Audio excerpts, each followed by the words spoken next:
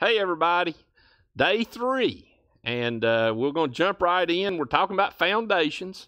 And the point today is Jesus chose to die for me. Think about that. Jesus chose to die for me. I doubt there's many of us that have ever had a person actually give their life for us.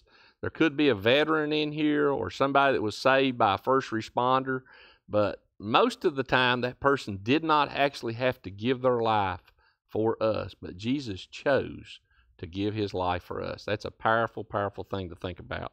The title today is The Foundation of My Worth. And the intro here is this is really close to the time is coming. The disciples and Jesus have already had the Lord's Supper. They've celebrated that. Jesus has had a conversation with them. He actually washed the disciples' feet. If you remember one of the things, I would ask you to go back and read all about that and kind of study about the Lord's Supper here as we get into this lesson as an intro. But where we're going to pick up our scripture today is we're going to be in the Garden of Gethsemane. And it sits at the base of the Mount of Olives and on the eastern side of Jerusalem. If you look west from the Garden of Gethsemane, you could see the Temple Mount. You remember the Temple Mount is where the temple was built, and just a couple days before is where we saw Jesus. He got mad at the religious leaders because what they were doing is they were making people give money to have access to the temple. And Jesus knew that's just not the way it is. You don't pay for a spot to see Jesus or God. He is free to everybody. And so he got angry. That's one of the few times I can remember Jesus even getting the least bit angry in his earthly ministry. So I suppose that tells us a little bit if we're out here capitalizing and trying to benefit financially from that. To me, that tells me that's something that Jesus really frowns on quite a bit. This night was the leading up to the crucifixion, as we'll look. The events that come are directly followed by the Last Supper, like I said. Jesus gave his disciples a preview. He tried to help them understand what was going on in Matthew 26 through 30. And then Jesus predicts Peter's denial in Matthew 26, verses 31 through 35. Normally, I'd read those out and we'd discuss them, but since for time's sake and the way we're doing this video, we're going to do it short. But just go back and read these two things here. Read Matthew 26, verses 26 through 30. That kind of helps you see what Jesus was trying to tell the disciples, trying to get them ready. And then, like I say, Matthew 26, verses 31 through 35, where he told Peter he would deny him 3 times before the rooster crowed.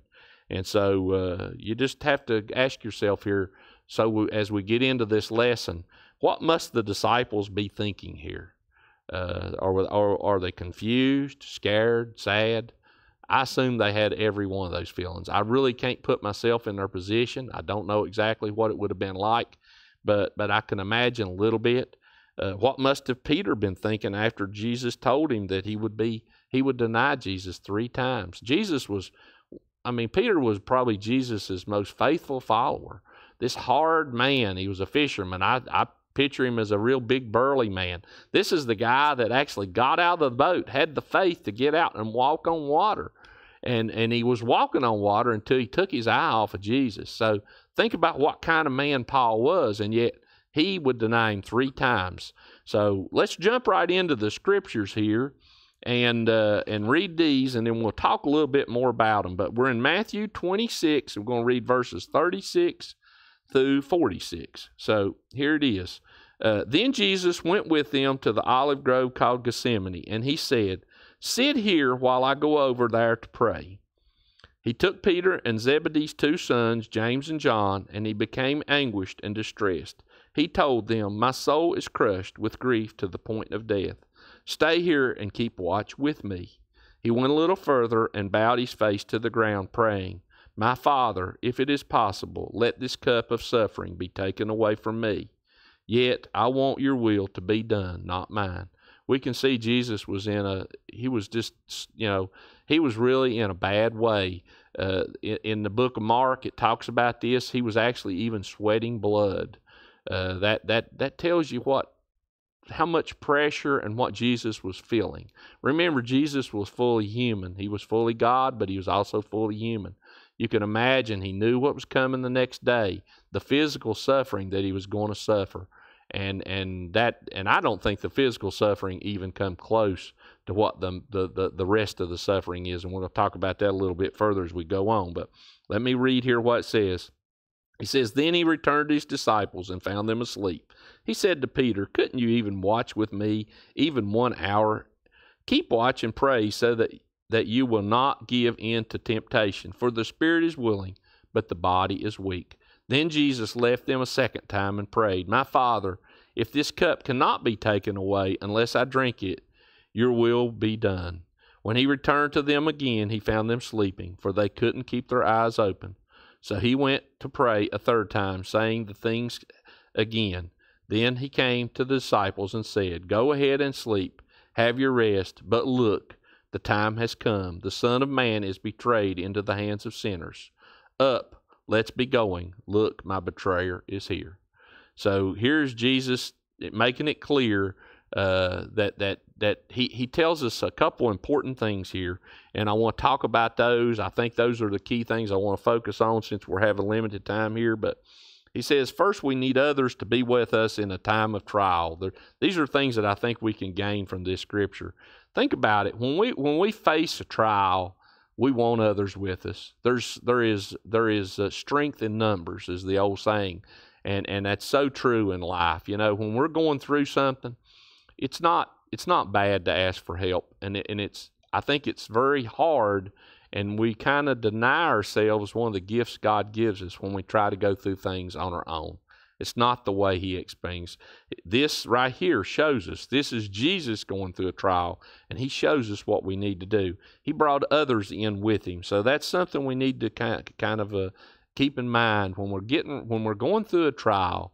We need to share that trial with other believers or other loved ones, and it's very important. The second thing Jesus shows us here in these scriptures is humanity.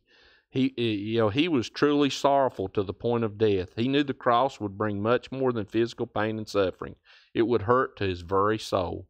I think of this right here to help me understand this. I remember I had a man I thought a lot of, Reverend Stone. He's passed away many years ago, but I remember he would always ask me the question, have you ever done something that made you feel guilt or sorrow so bad your mind just races? You can't sleep. You can't get it out of your mind. If we all are honest with ourselves, we've done something to somebody where we feel such a great burden of guilt. And, that's like a heaviness on your chest. It just tugs at your very soul. And that hurts so bad.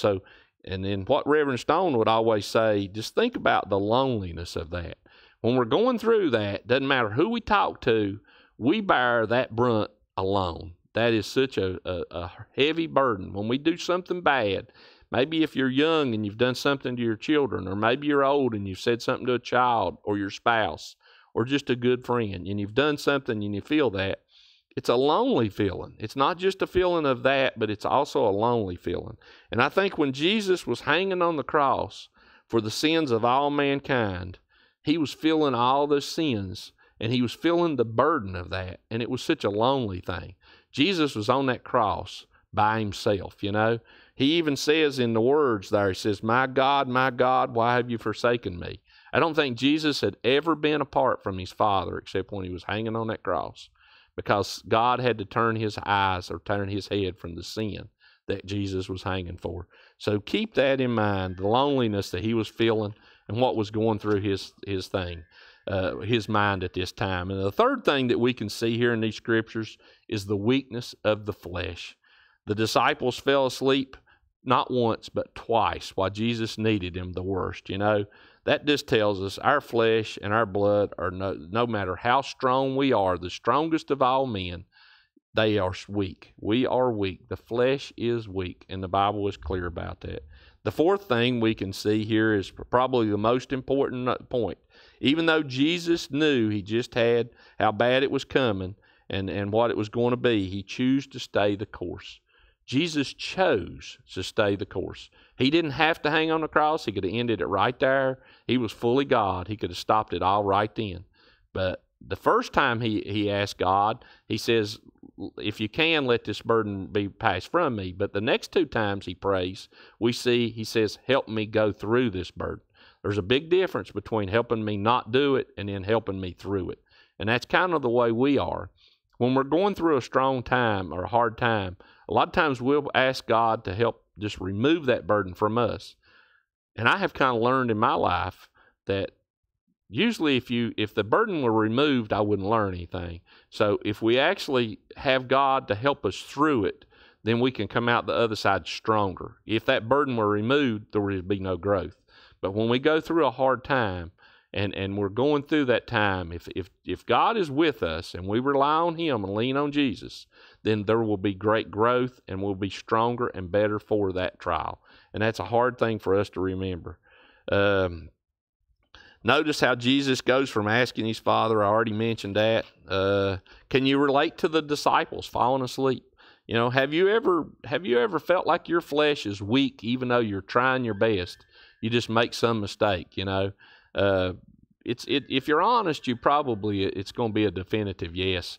Hey, I mean, probably daily with me, I make mistakes, you know. I make assertions, or I'll have a feeling running, you know. I'm watching these riots, and I don't know how everybody feels about it, but peaceful demonstration's one thing. These riots just make me angry, you know, and so I don't know. I don't know the answer to any of that. Don't want to get into any of that. But just know that our flesh is weak. That's the point we need to take from this. Can you understand just how much pain the cross was for Jesus? Not just physical, but emotional. He had to bear the sin of all mankind for all time. That is a great, great burden to bear. I personally think that was 1,000,000 times worse than the physical pain he was suffering, and I can't imagine being crucified and hung on a cross, and not to mention the flogging and all the things that were done to him. But I'll try to wrap this up. How committed are you to Jesus and His plan for you? This truly humbles my heart. This lesson does, when I think about what was going on here, and I can relate to how weak the flesh is. That'll close out this one.